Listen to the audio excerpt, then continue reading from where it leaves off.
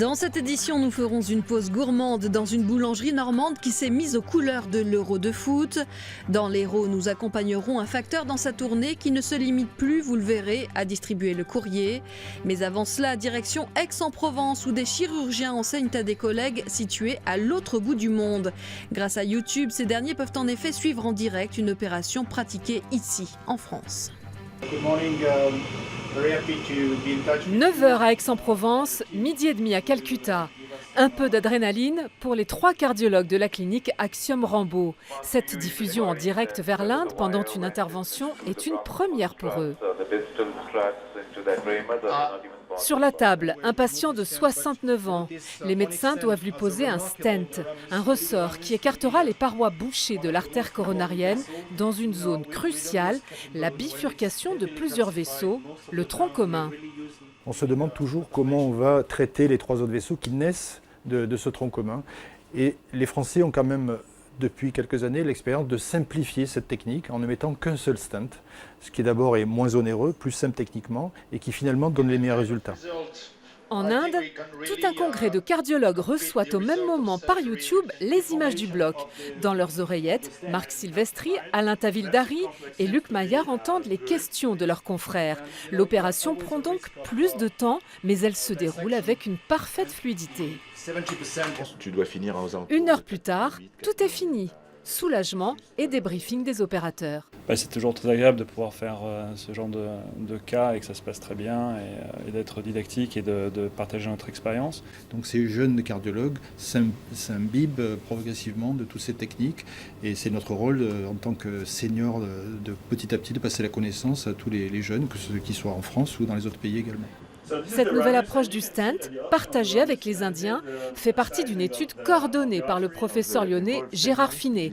Elle pourrait bientôt faire l'objet de publications comme alternative à la chirurgie. Nous, aujourd'hui, on affirme très clairement qu'on était là hier, on est aujourd'hui, on sera là demain en solidarité avec ces familles pour les droits humains, pour les droits fondamentaux. Et cela fait 10 ans que ça dure. Depuis une décennie, le réseau Éducation sans frontières organise des parrainages républicains de familles en situation irrégulière. Un contrat moral est signé entre des établissements scolaires ou de simples citoyens désireux de s'engager auprès des demandeurs d'asile. Aujourd'hui, dans les Bouches-du-Rhône, ce sont une centaine de parrainages qui ont été signés.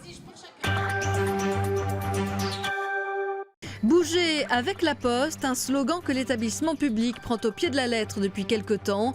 Afin de faire face à la baisse constante du courrier, l'entreprise a décidé de développer de nouveaux services, comme ce système de vigie urbaine testé actuellement à Pérols, dans l'Hérault. Immortaliser les trous dans la chaussée ou encore les tags, un geste qu'Alban fera de plus en plus lors de ses tournées dans les rues de Pérols. Rien à voir avec une passion pour la photographie, ces clichés seront directement envoyés à la mairie qui paye 6 000 € par an pour ce nouveau service. Avant, on prenait une rue, ça faisait une grosse liasse. Maintenant, on voit que la liasse, au fur et à mesure du temps, elle diminue. Donc en fait, c'est pour ça qu'on nous rajoute un peu d'autres secteurs, mais au bout d'un moment, on va arriver à saturation, on est obligé de trouver autre chose qui puisse permettre de donner du travail à tous les facteurs. De fait, le volume de courrier distribué baisse en moyenne de 6% par an en France. Et cette nouvelle mission fait en réalité partie d'une diversification beaucoup plus vaste. Demain, en fonction des demandes, un facteur pourra faire des courses, relever des compteurs, installer des équipements ou encore collecter des données. Une évolution qui ne plaît pas à tout le monde. Il est facteur, il fait facteur. Et il fait bien son boulot, c'est pas la peine qu'il fasse autre chose. Factrice, c'est quoi? C'est une personne qui passe donc dans les rues d'une commune, qui a un contact avec tous ses usagers puisqu'elle distribue du courrier donc dans chaque foyer. Demain, s'il n'y a plus de courrier physique, comment on pourra garder ce contact si on ne se diversifie pas? Travailler plus pour gagner plus. Pour la Poste, oui. Pour les facteurs, pas tout à fait. Et c'est bien ce que reproche la CGT à cette nouvelle orientation donnée au métier de facteur. Le facteur ne touche rien de plus. Et puis en plus, il a des surcharges de travail énormes, puisqu'en fait, toutes les suppressions de postes, on leur reporte le travail que leurs collègues faisaient avant. Dans les rues de Pérols, les 6 facteurs du secteur dégaineront tous leur smartphone dès la semaine prochaine. Il faut dire que pour le nettoyage des tags, il y a un peu de retard.